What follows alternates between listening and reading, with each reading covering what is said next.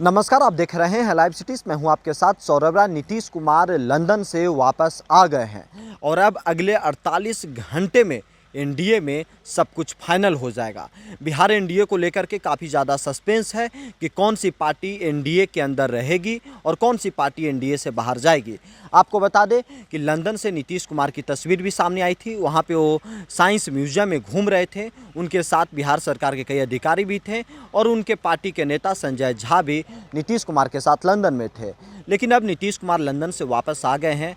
अब सब कुछ बहुत जल्द चिराग पासवान को लेकर के, मुकेश सहनी, रामविलास पासवान की पार्टी जो दो धड़ों में बटी, पशुपति कुमार पारस और चिराग पासवान, ये सभी नेताओं को लेकर के, सभी पार्टियों को लेकर के सब कुछ फाइनल हो जाएगा। आपको बता दें कि एनडीए में, बिहार एनडीए के अंदर काफ़ी ज़्यादा भीड़ है।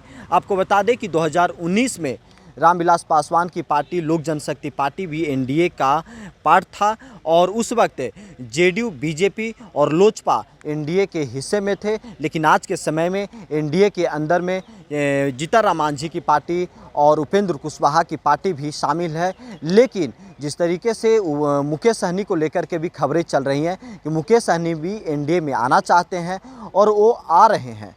लेकिन बिहार की जो 40 लोकसभा की सीटें हैं और उसमें से किस पार्टी को कितनी सीटें मिलेंगी, कौन से नेता कहां से चुनाव लड़ेंगे, वो अगले 48 घंटे में सब कुछ फाइनल हो जाएगा। क्योंकि नीतीश कुमार का इंतज़ार हो रहा था कि नीतीश कुमार लंदन से जैसे ही वापस आएंगे सब कुछ फाइनल हो जाएगा।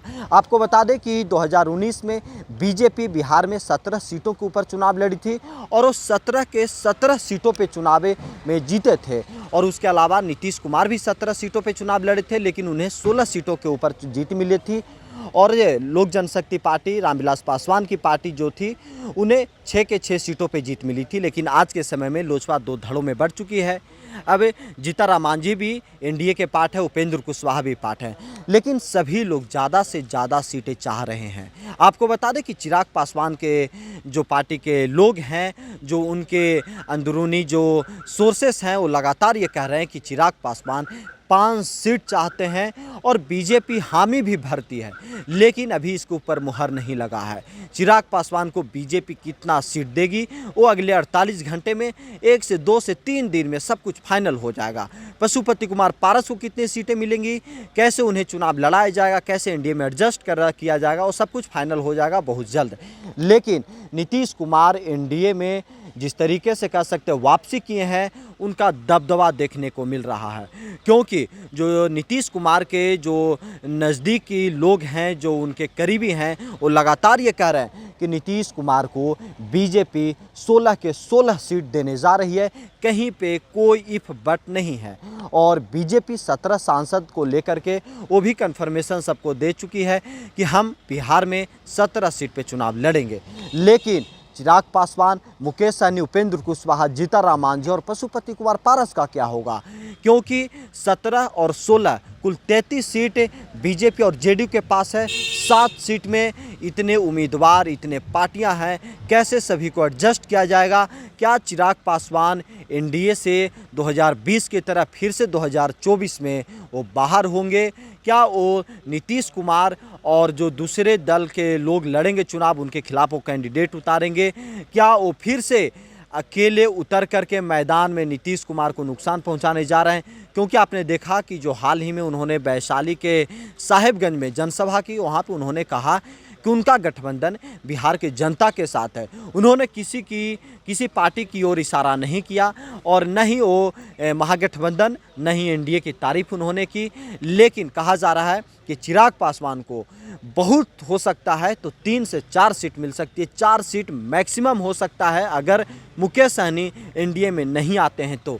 अगर मुकेश सहनी एनडीए में आते हैं तो बहुत से हो सकता है मैक्सिमम उन्हें 3 सीट पे मानना पड़ेगा और संतोष करना पड़ेगा। क्योंकि यहाँ पे जीतन मांझी भी हैं। एक सीट भी अगर बांटा जाए तो 1 सीट जीतन मांझी को, 8 सीट उपेंद्र कुशवाहा को, 1 सीट मुकेश सहनी को दे दिया जाएगा तो बाकी 4 सीट बचेगी। उसमें से पशुपति कुमार पारस और चिराग पासवान को एडजस्ट करना है।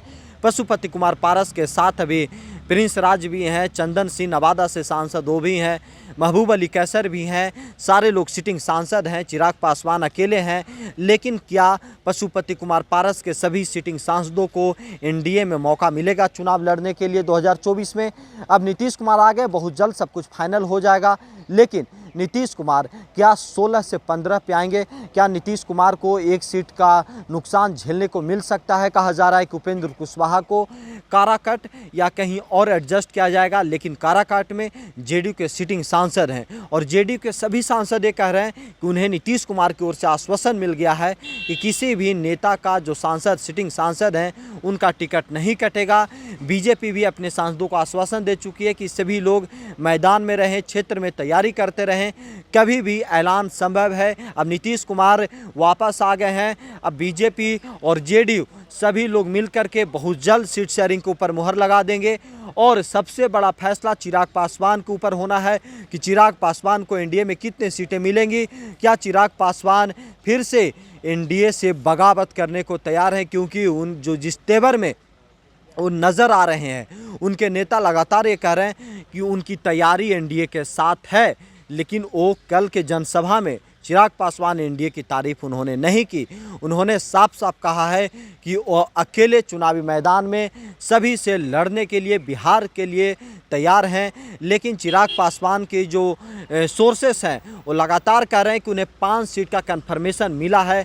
लेकिन कौन से सीटों पे चिराग पासवान चुनाव लड़ेंगे, कौन सी सीट उनके हिस्से में आएगी, वो भी फाइनल नहीं है।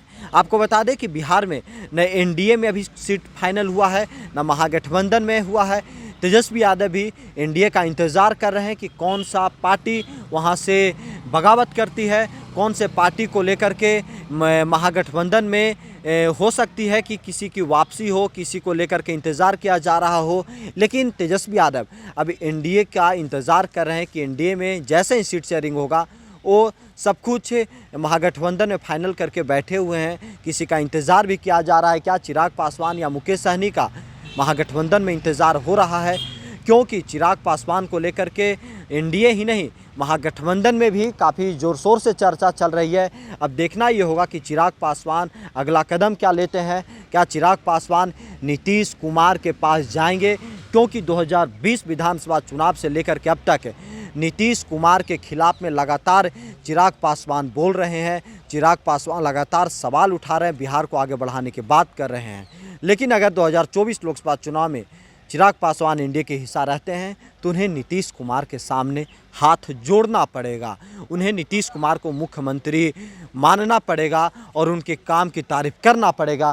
क्या चिराग पासवान इसके लिए तैयार हैं? दिल्ली से सौरभ राय, लाइव सिटी।